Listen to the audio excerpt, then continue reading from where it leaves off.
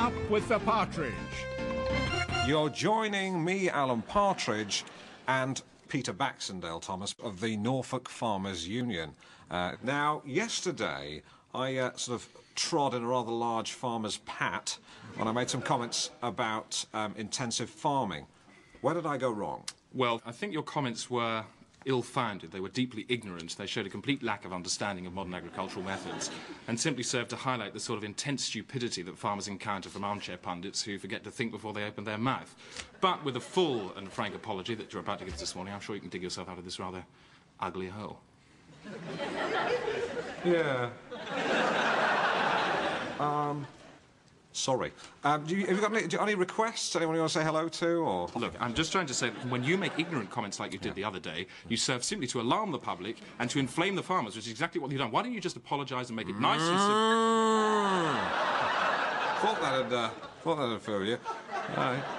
You could talk the hind legs off a donkey, but your donkeys are probably born without hind legs because of all the chemicals you put in their chips.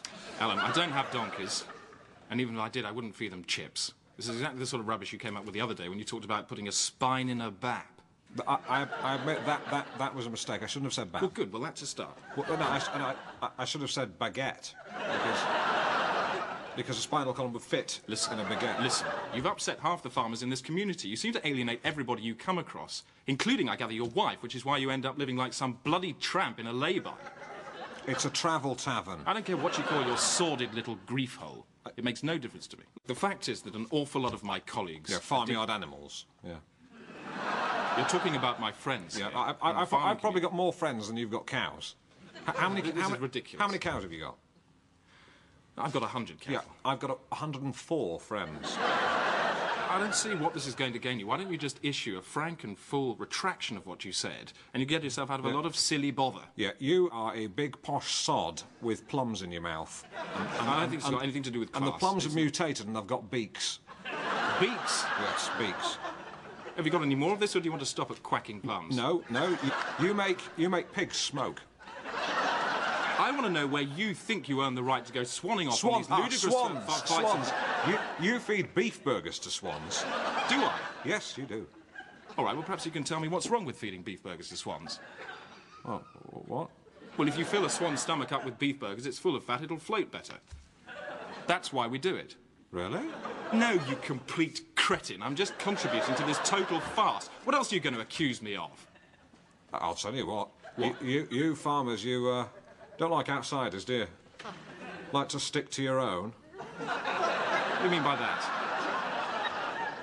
I've seen the big-eared boys on farms. Oh, for goodness sake, don't resort to... If you see a lovely field with a family having a picnic, and there's a nice pond in it, you fill in the pond with concrete, you plough the family into the field, you blow up the tree and use the leaves to make a dress for your wife, who's also your brother.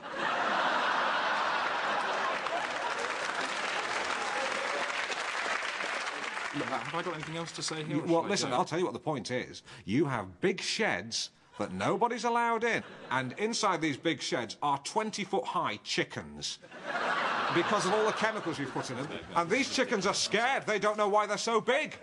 They go, oh, why am I so massive? And they're looking down on all the other little chickens, and they think they're in an aeroplane because all the other chickens are so small. Do you deny that? No. His silence, I think, speaks volumes.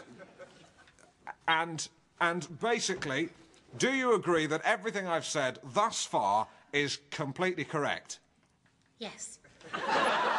Yes. And you also run over badgers in your tractor for fun? Yes. Yeah. Thank you, Peter Baxendale Thomas. This is Tapow. How did it go? Oh, you know, up and down. Oh.